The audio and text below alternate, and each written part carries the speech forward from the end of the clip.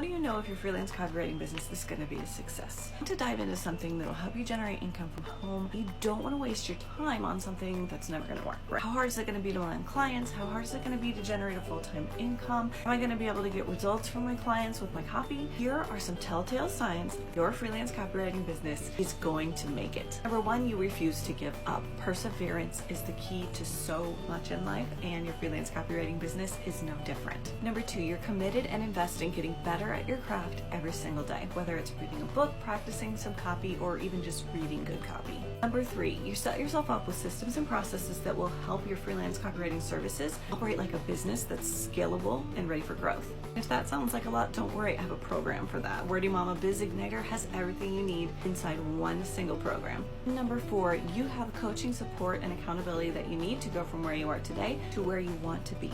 If you don't have that, click the link in the bio to join my Wordy Mama community.